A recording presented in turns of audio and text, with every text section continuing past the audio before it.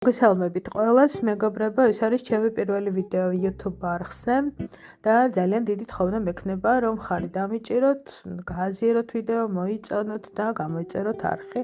მეგობრებთ, რომ ბევრ საინტერესო ვიდეოს შემოგთავაზებთ. მე არხს დავარქვით ჩემი ჰოროსკოპი, რადგან დღეს მინდა ვისაუბრო ჩვენ ზოდიაქოსზე. ხშირად ადამიანები ეძახიან ზუსტად ზოდიაქოს ეძახიან ჰოროსკოპს. ჰოროსკოპი უფრო ფართო მცნება, ამაზე შემდეგ და შემდეგ ვისაუბრებთ, ის ბევრი კომპონენტისგან შედგება, ხოლო ზოდიაქო არის ის, სადაც არის ჩვენი მზე, ჩვენ რომელი ზოდიაქოს წარმომადგენლებიც ვართ. ხშირად ადამიანები ვერ არკვევენ ზუსტად რომელი ზოდიაქოს წარმომადგენლები არიან, ჩემი დღევანდელი ვიდეოც ამას შეეხება. ეს არის აი ზოდიაქოების გამყოფ რიცხვებში დაბადებული ადამიანების პრობლემა. ეს გახლავთ 19-დან დაახლოებით 23-მდე. ეს წლების მიხედვით იცვლება ზოდიაქოები, მაგალითად შეიძლება 21 აპრილს თქვა დაიწყო კურო ზოდიაქო წელს, მაგრამ მომდევნო წელს დაიწყოს კურო ზოდიაქო 22-შენ 23 აპრილს და აი ზუსტად ამაზე ვსაუბრობ. ასევე შესაძლოა იმავე 21 აპრილს მაგალითად დილის 5 საათამდე იყო ვერძის ზოდიაქო, შემდეგ იყო კურო ზოდიაქო, ამას ასტროლოგია ადგენს წლების მიხედვით, შემდეგ ზუსტი საათის მიხედვით. მაგრამ ამ დროს ადამიანები ხშირად ამბობენ ხოლმე, რომ აი იცით ხო კი, როგორც ჩანს ეს ზოდიაქო, მაგრამ იცით რა არის? უფრო მე მაქვს მაგალითად ვერძის თვისება, იგივეა ის 21 აპრილს დაბადებული კურო გვეუბნება, რომ უფრო მე მაქვს ვერძის თვისება. ზოგადად მიიჩნევა, რომ ბოლო და საწყის გრადუსებზე დაბადებული ადამიანები გავლენას განიცდიან წინა და მომდევნო ზოდიაქოებისას. მე არ ვიცი რამდენად მართალია ეს, იმიტომ რომ აი გეტყვით რატომ მაქვს ცოტა ჭოჭმანი ამ საკითხთან დაკავშირებით. ანუ ვეთანხმები კიდეც და კიდეც არ ვეთანხმები, იმიტომ რომ მე მინახავს ადამიანები ბოლო გრადუსზე დაბადებულები და პირველ გრადუსზე დაბადებულები, რომლებიც ძალიან კარგად ავლენენ საკუთარ თავს, საკუთარ მზეებს, საკუთარ ზოდიაქოს თვისებებს და ამავე დროს ასტროლოგიური ლოგიკით არსებობს ქორალური ასტროლოგია, ასეთი მიმდინარეობა ასტროლოგიაში, სადაც ამ გრადუსებს, კრიტიკულ გრადუსებს ეძახიან და თუ კი ამ გრადუსებზე მოხდა ასცენდენტი ქორარული რუკის, მაშინ რუკას არაგებენ, პასუხს არ სცემენ, არა იმიტომ, რომ იქ რაღაც უბედურებას ხედავენ და პასუხი ნეგატიურია, არამედ იმიტომ, რომ აი რაღაცნაირად მყიფია თვითონ ეს პროცესი კონსულტირების. არ არის ჩამოყალიბებული, შეიძლება კითხვის დამსმელი პასუხიც ვერ იქნება გამართული, ან შეიძლება რაღაც საჭეჭმანო პასუხი იყოს, არა კონკრეტული პასუხი იყოს და ასე შემდეგ. მოკლედ რუკა არ არის რადიკალური. ხა ასცენდენტი ვახსენე და უცებ რო აგეხსნათ, წარმოიდგინეთ აი ნათალური რუკა ალბათ ნანახი გაქვთ, ჰორიზონტის ხაზი არის ასცენდენტი, მარცხენა მხარეს ასცენდენტი ქვია, მარჯვენა მხარეს დესცენდენტი. ასცენდენტს შემდეგში შევეხებით და მოკლედ დავიმახსოვროთ რა არის ასცენდენტი. მაგრამ ამავე დროს არსებობს ზოდიაქალური ვიბრაციები და მომდევნო ნიშანი განიცდის წინა ნიშნის ვიბრაციებს, მაგალითად კირჩხიბი განიცდის ტყუპების ვიბრაციებს, ლომი განიცდის კირჩხიბის ვიბრაციას, მორიელი განიცდის სასწორის ვიბრაციას, მაგრამ არ მგონია, რომ მომდევნო ნიშნის ვიბრაციებს მაინცსა და მაინც განიცდის ეს ზოდიაქოს ნიშნები. ნუ მოკლედ ეს ცოტა საკამათო თემაა. ყოველ შემთხვევაში ჩვენ ერთი რამ უნდა დავიმახსოვროთ, რომ არ არსებობს უფრო ეს ნიშანი ვარ და ცოტათი ის ნიშანი ვარ. ჩვენ ვართ მხოლოდ და მხოლოდ ის ნიშანი, რომელ ნიშანში ჩვენი მზე დგას. როცა განგებამ გადაწყვიტა, რომ ჩვენ ჩაგვესუნთქვა პირველად ჟანგბადი, დაგვეყვირა, გაგვეხილა თვალი, თუ აი ჭიპლარი გადაჭრეს, თუ სხვადასხვა დროს მიაკუთვნებენ დაბადების დროს, სხვათა შორის ესეც ცოტათი დაუდგენელი საკითხი, ყოველ შემთხვევაში რაც ითვლება დაბადების დროს, სადაც დგას ჩვენი მზე, ის არის ჩვენი ზოდიაქოს ნიშანი, მაგრამ ადამიანები ამბობენ, რომ სხვა ზოდიაქოს უფრო ვგავართ. ჯერ ერთი რამ უნდა ვიცოდეთ, რომ ეს ჩვენი სტატიკური რუკა, რომელსაც ნათალური რუკა ქვია და მთელი ცხოვრების მანძილზე არ იცვლება, პროგნოზირების მეთოდებში არის დინამიური და სრულიადად შესაძლებელია, რომ მაშინ, როდესაც ჩვენ მოვისმინეთ მაგალითად ჩვენი ნიშნის დახასიათება, ჩვენი პროგრესული მზე და ჩვენი პროგრესული თვარე სულ სხვა ნიშანში იდგა. მომიჯნავე ნიშანში შეიძლება მზე ან კიდევ ერთ ნიშანში, იმიტომ რომ 30 წელი უნდება დაახლოებით ერთი ნიშნის გავლას. გაჩნია მზე რომელ გრადუსია. და უფრო აქტუალური ჩვენთვის არის სხვა ნიშნის ვიბრაციები. რა თქმა უნდა, ჩვენ ძირითადად მაინც იმ ნიშნის წარმომადგენლებად ვრჩებით, მაგრამ როგორ გითხრათ, ცოტათი ვშორდებით, როცა განსაკუთრებით მზე ახალ ნიშანში გადადის. ეს უფრო ხისტად შემოდის ახალი ნიშანი ჩვენს ცნობიერებაში და ემოციურ დონეზე, ზუსტად ემოციურ დონეზე ხა, როდესაც პროგრესიაზე ვსაუბრობთ, ემოციურ დონეზე ცოტათი თითქოს ვშორდებით ჩვენს ნიშანს.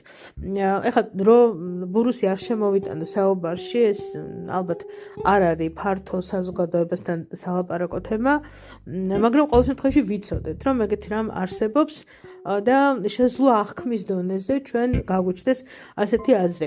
ასევე ასცენდენტი ვახსენე წეღან, ჩვენ გვაქვს ასცენდენტი, რომელიც ზოგიერთ ადამიანზე ძალიან დიდ გავლენას ნახდეს და ასცენდენტს ძალიან კარგად გრძნობენ, ასე რომ შეიძლება ადამიანი თავის თავს აიგივებდეს იგივე ასცენდენტთან.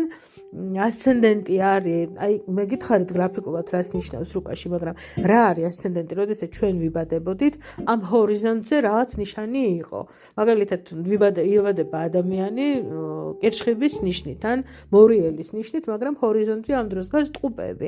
შესაბამისად, ის კი არის მზით მორიელი, მაგრამ ასცენდენტით არის ტყუპები და ეს ტყუპები მასზე რა თქმა უნდა გავლენას მოახდენს. გარდა ამისა, ყველაზე მნიშვნელოვანი არის ის, რომ ჩვენ გვაქვს მზის გარდა სხვა პლანეტები, მეგობრებო. მზის სისტემაში, ჯერთი უნდა შევთანხმდეთ იმაზე, რომ მთვარესაც პლანეტას ვეძახით ასტროლოგიაში და მზესაც. და მე რა თქმა უნდა დანარჩენი პლანეტები. უბრალოდ ყოველსა მოდით მთვარეზე ვთქვათ ორი სიტყვა, მთვარეს ძალიან დიდი გავლენა აქვს ჩვენზე. მთვარე აყალიბებს ჩვენს განწყობებს, ემოციებს, ზოგჯერ მოქმედებს გარეგნობაზეც კი აისახება მთვარის მდებარეობა, მთვარის ნიშანი, მთვარის ასპექტები, გაჩნია მთვარე სად დგას, ასევე მთვარე არის ჩვენი ემოციები, ჩვენი ღრმა ფსიქოლოგია, ჩვენი კომპლექსები, ჩვენი სოციალური ნიღბები და ასე შემდეგ. შესაბამისად, შეიძლება მთვარეს გრძნობდეთ ძალიან. გარდა ამისა, ჩვენ გვაქვს სხვა პლანეტები, მზის სისტემაში, მზის სისტემა რომ წარმოვიდგინოთ, არის მზე ხო, რომლის გარშემო თავის ორბიტაზე ბრუნავენ სხვა პლანეტები. პირველ ორბიტაზე ბრუნავს მერკური, შემდეგ ვენერა, შემდეგ ჩვენი დედამიწა, მერე არის მარსი, იუპიტერი, სატურნი, ურანი, ნეპტუნი და პლუტონი. ამათგან სამი პლანეტა, ხო, მერკური, ვენერა და მარსი არის ჩვენი პირადი პლანეტები. მერკური და ვენერა დედამიწასა და მზეს შორის არის. მარსი არის დედამიწიდან მომდევნო ორბიტაზე. იუპიტერს და სატურნს უმაღლეს სოციალურ პლანეტებს ვეძახით, ხოლო ურანი, ნეპტუნი და პლუტონი არის უმაღლესი პლანეტები. მერკური, ვენერა და მარსი არის ის პლანეტები, რომელთა თვისებებითაც იბადება ადამიანი. ძალიან ჩვილ დონეზე. მარსი, რომ დავიწყოთ, მარსი არის ჩართული ყოველგვარ, ყველანაირ ქმედებაში, ყველანაირ მოძრაობაში არის ვლინდება მარსი. ასევე ბავშვი, სულ ახალშობილი ბავშვი, რაღაცა, რა თქმა უნდა, პრიორიტეტების სისტემა მას არ აქვს, მაგრამ ჩვენ უკვე ვგრძნობთ, რომ მას რაღაც მოსწონს, რაღაც არ მოსწონს, რაღაცაზე რეაგირებს და კომუნიკაციას ამყარებს. ეს უკვე არის მერკური. ტირის, ხო? ამით ამყარებს კომუნიკაციას, მისი ვერბალური გამოხატვის საშუალება არის ტირილი.